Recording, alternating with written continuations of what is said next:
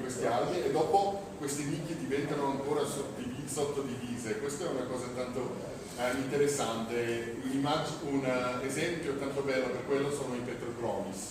Questo è un piccolo filogenia delle diverse specie di Petrochromis, e alcuni neanche dovrebbero essere parte come il Famera, ma c'è queste specie tante vicine che sono i Petrochromis del gruppo di Poliodon, che vedete qua giù, questo ultimo gruppo lì, e loro sono veramente un bel esempio per questa suddivisione mangiano tutte le alghe dai sassi, come si vede qua. Tutti questi punti sono delle bollicine di ossigeno, perché lì il Petrochromis ha mangiato, ha tirato via tutto il sedimento, e sotto le alghe producono più ossigeno perché hanno più luce. Così si vede questi belli punti, lo si vede anche la quantità di mangiare che si vede in tutti questi tipi di bocche, e le mangiano quelle alghe. Ma quello che è interessante, le diverse specie, per esempio il Petrochromis macrognathus che abbiamo qua, quelli vivono nei primi 2 metri di profondezza, e anche hanno questa bocca tanto angolata verso giù, perché sono così in alto che mangiano sui sassi. E quando si va un po' più profondo si ha per esempio dei Petrochromis come del gruppo del Poliodon, che è questo qua a Mahale, è un Texas, e si vede un po' il tipo di come mangiano, e questi si trovano già un po' più profondo, un po' della profondezza da 3 a 15 metri, dipendenza dall'abitato. Quelli lì si nutriscono delle alghe, così le diverse specie si sottodividono a queste risorse e sono in capacità di rimanere specie buone. Questo qua è la versione gialla dell'Ephipium, che è questo mosciello dal Mahale, e quelli già si trovano un po' più profondo che gli altri. E è chiaro che c'è sempre un po' di overlap, però, ma già quelli hanno una forma della bocca un po' diversa, si nutriscono un po' diverso. E se si va ancora più giù, c'è questo gruppo qua, che sono anche i più vecchi di questo clado di specie, che vuol dire che la profondità di nuovo sia formata prima, che sono tutte quelle gruppo di specie che il Red, ma anche il Petrochromis fori e tutto appartengono, e loro, si vede già qua, hanno questa bocca abbastanza dritto, ed è perché loro in profondità le alghe non sono più sulle sasse, ma sono un po' ovunque, perché lì c'è tanto diffuso, hanno questo uso che gli permette di mangiare un po' di ovunque. Solo una cosa un po' a lato, questo è un gran maschio che abbiamo pescato a Mahale. Quando si mette col flash con luce si vede questa colorazione bellissima arancione, ma quando si guarda questi pesci sott'acqua, è una foto malissimo, ma si vede qua una maschia di quelli che è tipo 35 metri, e si vede che non si vede niente, è quasi marrone, così basso, sapete che la luce rossa sparisce, non si vede niente, ma si vede già lì un po' sulla guancia, si vede questa colorazione. Questo è fatto senza flash, e si vede che comunque in questa profondità il giallo sulla guancia è ancora tanto visibile. Abbiamo scoperto che è una cosa tanto interessante, che quando si rimette in conservazione si vede che sulla guancia lì non è nero sotto, ma è bianco, e questo aumenta l'illuminazione del rosso, e vuol dire che comunque così profondo hanno questo tratto di maschi che per la sensazione sessuale aumenta comunque il rosso. È una piccola storia al lato che mi piace un sacco. Forse conoscete questi Petrochromis red, sono sempre veduti come Blue Point, questa è una storia a lato. Qui siamo a Blue Point, e qui dietro, più o meno qua, comincia il parco nazionale del Mahale. E quello che fa ridere è che se si fa immersione a questo punto qua non esiste quel pesce, è solo che la gente che li catturano illegalmente nel parco sempre gli mettono il nome di quello per farli illegale in quello posto. Allora, sempre quando trovate un Petrochromis red Blue Point non è mai di dove è stato catturato. Questa cosa della diversificazione delle nicchie di una nicchia tropicale esiste anche in altri. Per esempio il predatore, come il Pidiolamprodonus attenuatus qua, è un piccolo predatore che prende forse giovani pesci, ma prende anche larve di insetti e roba così. E dopo abbiamo altre specie come l'Elongatus qua, che è sul nido. Come sapete i lamprologhini non sono incubatori orali, ma sono dei montarle. Loro mangiano già più grandi pesci e dopo abbiamo la specie più grande, le piccole Amprodus profundicola, che diventano una taglia fino a 50 cm, che sono i grandi predatori che viene anche messo in relazione con lo ciclo. Altri sorsi di nutrificazione interessanti possono anche sviluppare, e abbiamo ieri parlato delle pinne mancante, e qui in Laguna Tanganica si vede spesso delle fianche con delle squami mancanti. Questo è soprattutto perché c'è un sacco di specie che hanno adottato a mangiare i squami.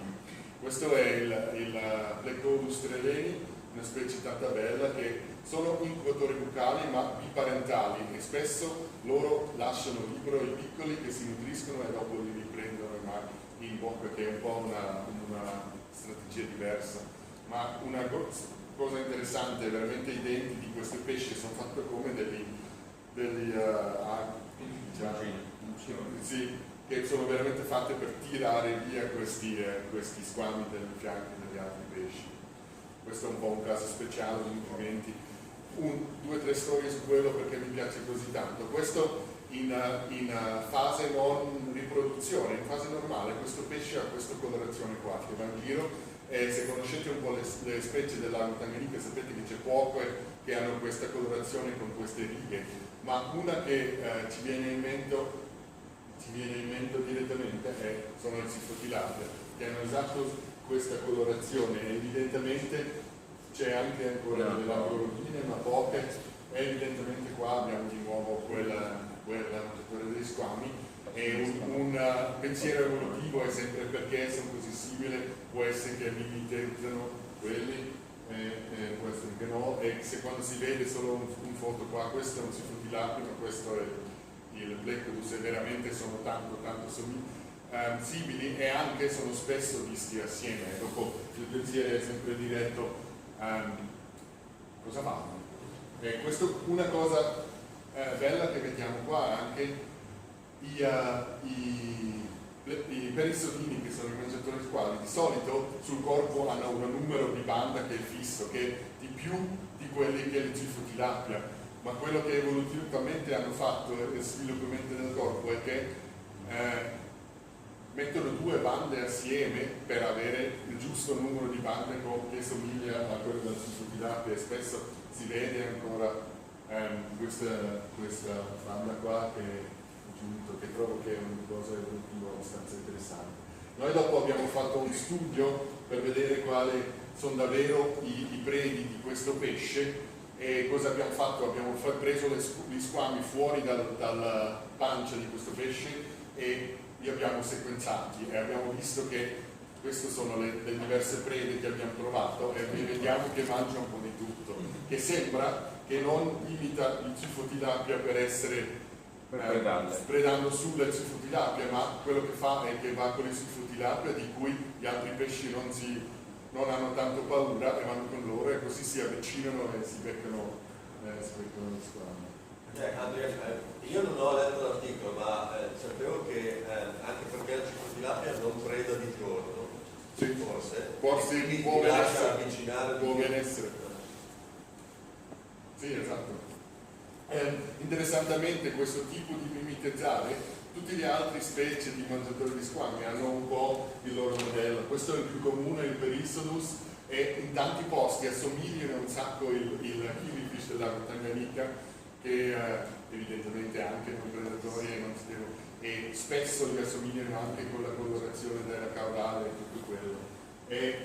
Per ogni specie c'è un esempio, per esempio il Paradoxus ha questa colorazione tanto simile all'Aflotaxodon, e va anche più avanti, e questo qua è quella famosa immagine di Mark Smith, perché non c'è altro di un maschio così colorato, ma si vede questo è un mangiatore di alghe del profondezza, e evidentemente sembra che imita i famosi Pentocromis, che vivono anche lì nella profondezza, e va così lontano che anche imita queste estensioni Cos'è che non l'hai descritta quella specie? Sì, scusa, non l'ho scritto, è Plectodus multiradiatus, è multidentatus, scusa, e vivono nel profondo e hanno similmente la gola di gialla, le stesse colorazioni, è veramente impressionante queste imitazioni. Ma andiamo avanti. mangiano le squame ma non la caudale, perché per esempio una mezzana Questi ieri sì, c'era ma sono le un code po' altri che tipi, sì. ma esimilmente c'è dei pesci che mangiano su altri pesci, che non li predano ma mi pare che parasitano perché non li uccidono. Poi un altro tipo di adattazione e di formazione di diverse specie è la selezione sessuale, che conoscete che in caso degli incubatori orali, lì la femmina ha tutto il lavoro con i piccoli, i maschi non si interessano, e sempre quando è così con gli animali succede che i maschi devono dare la prova che valgono la pena di essere padre di questi figli, no? E sempre quando è così abbiamo questo dimorfismo tra i due sessi, e per quello esatto abbiamo questi ciclidi che hanno questa diversità di colori bellissimo. Qui si vede un Cetopharynx maschio che non solo ha questa morfologia bellissima e colore, ma in più hanno questo fenotipo esteso con quelli crateri che fanno, e i più belli crateri attirano le più femmine evidentemente. Questo dopo è tutto un processo, e forse lo guardiamo veloce qua, come guarda fuori in natura è veramente sempre un spettacolo quando si vede la riproduzione di questa specie qua, e si vede anche che il maschio è vero, si vede qua una nuova vena di poso, la femmina lo prende diretto e il maschio dà il suo massimo per impressionare questa femmina, anche lo circola perché sempre la femmina vorrebbe andare via, ma lui deve tenere su l'attenzione tutto il tempo. Questo qua dopo è l'effetto, queste sono le femmine dopo in incubazione. Questo è un gruppo grande di femmine Cetopharynx per la nord e nel parco, e si vede qua che loro fanno tutto questo lavoro, e per quello la selezione sessuale ha formato questi colori. Lo vediamo lo stesso per esempio dagli famosi Cypriochromis qua, che si vede tutte queste sono femmine in incubazione, e abbiamo questi maschi che hanno questi colori incredibili. Da loro anche un caso ancora più interessante, perché abbiamo questa variazione che vediamo qua, che c'è maschi nella stessa popolazione, maschi con code tutto blu, ma anche altri con code gialle. Abbiamo questa diversificazione di colori in una specie che non sappiamo ancora bene come funziona e di cosa serve. Vado un po' più avanti, solo forse veloce da gustare un po' come può essere quando si vede dei gruppi così. Questo è il gruppo di Coloratus che si nutrifica qua, e si vede quelli scuri sono dei maschi, è veramente sempre uno spettacolo quando si vede questo pesce in natura. Ma parlavo di speziazione, e questa diversificazione di colori come può arrivare a diverse specie. Qui un esempio nuovo, altro di diversi colori. Abbiamo al sud in diverse locazioni questi Ophthalmotilapia, lo conoscete bene come acquaristi, che hanno questi colori diversi, ma tutta la stessa specie, e questo sono alcuni chilometri, non è così lontano questa differenza. E questo succede perché in ogni caso possono essere stocasticamente un po' diverse preferenze delle femmine su diversi tratti delle maschi, e così si diversifica tutta la cosa. E con quello arriviamo ad un ultimo tipo di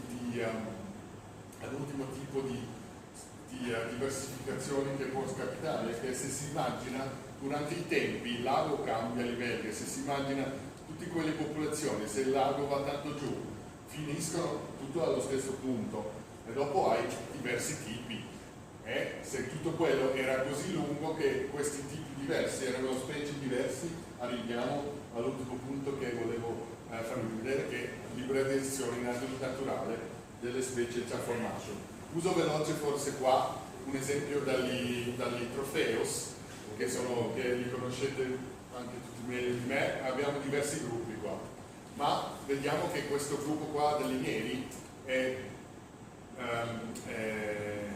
piuttosto si trova nel nord del lago, verso questo gruppo di specie che sono i mori, ma anche gli anette, le antigue, sono lì dentro, si trova più al sud del lago. Questo è il caso perché probabilmente, non so se lo sapete, ma il bacino del lago Tanganyika non è regolare sotto, ma ha diversi punti più profondi, e quando il livello del lago era tanto basso parlavamo di 3 diversi laghi. Probabilmente durante l'evoluzione si hanno formato queste linee in questi sub-basin, tipo in questi sottobacini, e dopo quando si riaumenta il livello del lago diventano in contatto secondario. E un esempio per quello che voglio usare è qui nella zona di Siguesa, al sud del Parco Nazionale Maale, c'è una popolazione distinta del Trofeus mori, che di solito è solo trovato nel sud del lago, ma lì c'è una popolazione di questo mori, ma in quella zona anche si trova dei pesci che guardano fuori così, come quello qua. E come forse vedete è una colorazione magnifica, bellissima. Qui abbiamo un mori normale e c'è dei pesci così che guardano fuori un po' anormale, che sono un po' e se si va in giro e se si guarda, questo è ancora quel pesce, si trova anche che in quelle forme diverse c'è una variazione enorme. Quello è sempre un segno per una certa utilizzazione possibile, no? Ma per noi come biologi evolutivi sempre la domanda è come è successo. E se si guarda in giro lì, in questa zona, abbiamo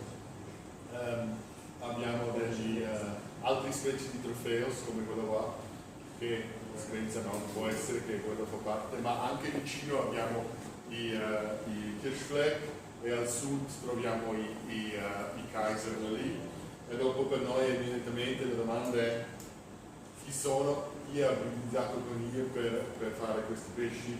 Abbiamo fatto primi studi genetiche e sembra che il Kaiser in questa zona si ibridizza con il mori e creano queste belle forme, e queste a lungo termine possono di nuovo sparire, ma possono anche formare nuove specie, e così si aumenta di nuovo la diversità.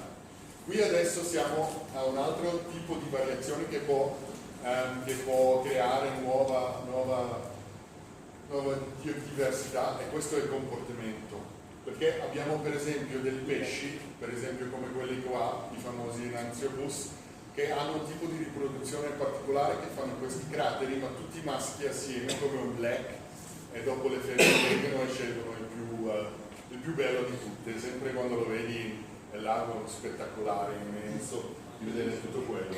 Ma se ci guardiamo per esempio nella filogenia, questo è l'Enamel qua, e la specie sorella abbastanza vicino, che dovrebbe essere abbastanza simile, sono i Xenotilapia singularis, e loro non fanno questi crateri, ma quello che fanno loro sono queste piccole pile di sabbia un po' non sconnesso, un po' così a caso, e senza fare dei letti con tanti maschi, lo fanno riproduzione così, e vuol dire che hanno cambiato il loro comportamento, e questo con delle preferenze delle femmine probabilmente anche ha aiutato a aumentare le specie. Lo stesso vediamo adesso, ne parlavo un po' ieri con Paolo, questo è un esempio con gli Certopharynx, che in questa zona è vicino al Maale. Di solito c'è solo un tipo di Certopharynx che fanno questi crateri, qua è il maschio, ma dopo si vede che c'è anche altri crateri, e se si pensa, si vede ok, questa è la forma classica del green flash, come si chiama, che troviamo lì, che fa questo tipo di cratere, ma accanto si trovano dei pesci che guardano fuori così, che hanno una forma diversa, colorazioni diverse, che fanno diversi crateri, e anche quello lì non si sa se si vede che è sul topico, nello stesso posto, ma fanno qualcosa di diverso e sono forse sulla strada per diventare altre specie. Non so quanto ci ho parlato, ma... Allora, adesso veniamo a questo punto del nodo, perché un'altra variazione in comportamento può essere l'uso del tempo. Allora non cosa si nutrifica, dove si nutrifica, ma quando si nutrifica. E vediamo che c'è diverse linee che usano quello. Per esempio c'è il Tributucara, che sono più attivo di notte, o almeno di tramonto a alba, e per esempio alcune specie di Batyplatis che sono tanto vicini lo fanno la loro attività solo di giorno. Questo adesso sarebbe un bel cambio a questo tema della notte, ma come non mi vuole fare facile non lo faccio, ma voglio andare forse veloce un passo indietro e parlare veloce sul nostro lavoro sul campo. Perché questo cambio, questi campioni abbiamo negli ultimi 10 anni un po' visitato tutta la costa che vedete in rosso attorno, abbiamo vissuto tante belle cose. Io non vado in dettaglio per adesso qua, ma questo lavoro in campo è sempre spettacolare. Succedono delle cose come per esempio Hans Wischeri diventa mangiato di un pelicano, succedono cose come quelle qua, che è sempre tutta una gran avventura, ma insomma siamo fortunatissimi di immergersi in questo lago, di chiamarlo lavoro, di andare a catturare questa pesce. E volevo andare solo veloce perché avete già visto solo un po' di impressioni come funziona il nostro lavoro lì al lago. Questo è il gran sorriso della vittoria di aver catturato un Bentochromis che non sono facili, quindi ci sentiremo ancora un po' più dopo, di non essere mangiato dei coccodrilli con la canna pesca, di parlare con i pescatori che sempre dicono che il pesce più grande che sia fino tutto quello contiene un po' il nostro lavoro, si va anche sui mercati. Tutto quello, abbiamo tutto il lavoro la gran pena di uccidere questi pesci, di dopo disseccare tutto quello nel caldo, di andare matto quando devi disseccare un pesce grande come un piccolo ago qui, e prendere fuori il fegato di quello, qualcosa così. Finiscono dopo si è assicurato tutto quello, si è con i campioni a casa. Tutto quello è bello, ma con tutto questo io voglio comunque cominciare di questo lato. La domanda è sempre come ieri, come facciamo a sapere quali specie prendiamo, perché la logistica è sempre limitata, non si può sequenziare e catturare tutto, e come lo facciamo, dove li prendiamo e anche come li prendiamo. Lì saremo poi arriviamo poi al punto della notte. La diversità esistente sempre si deve descrivere dall'inizio, quello che c'è, e da lì cominciare. Qui abbiamo fatto questo lavoro con una lista sul lago con le specie un po' conosciute e non conosciute. Dopo si va anche nella letteratura, si guarda cosa c'è, non c'è, e qua siamo già a un punto che è anche sempre un po' un problema, perché per esempio, solo come esempio, questo qua è un Pseudosilochromis marginatus, ma c'è una specie che si chiama Pseudosilochromis margarete, che era descritto dalla baia di Roma di solo un punto, e noi evidentemente siamo andati lì, abbiamo cercato quel pesce che nella descrizione guardava fuori così, abbiamo cercato lì, trovato questo pesce, ma questo pesce non è diverso dal Silochromis marginatus che c'è descritto già da lungo tempo. E noi dopo abbiamo fatto ricerca, letteratura e tutto quello, abbiamo trovato che il tizio Greenwood, Axelrod, che era un tizio abbastanza famoso, un po' controverso anche lui, che lui aveva fatto delle collezioni del lago di Malawi e dopo del lago Tanganyika, e quando è arrivato a casa ha un po' confuso tutto e ha descritto una specie di Pseudotrophäus come il Pseudosilochromis dal lago Tanganyika, solo perché erano nomati diversi. E così tutti questi casini abbiamo noi già all'inizio con queste decisioni di cosa prendere e dove prenderlo. Un altro esempio qua, per esempio, sapete che il Bentochromis è stato chiamato Bentochromis tricotti per anni, perché era questo pesce descritto da lì, ma solo nel 2006 o qualcosa i giapponesi hanno constatato che non corrisponde tanto a questa specie descritta, e loro hanno descritto il Bentochromis hori, come si chiama questa specie qua adesso, ma allora il Bentochromis tricotti era un po' un nome senza pesce. Ma sempre in queste domande, quando si tratta di un pesce del profondo, si va sul mercato. Questa è una buona selezione di pesci profondi sul mercato un po' lungo, e quando si va dentro si vede che si ha davvero 3 diverse specie di Bentochromis, che è il Benavides, ma i lori, e anche il vero Bentochromis tricotti, che abbiamo trovato che vive solo in profondezza sotto di 80-100 metri anche lui, ma delle cose così si deve sempre rendersi conto.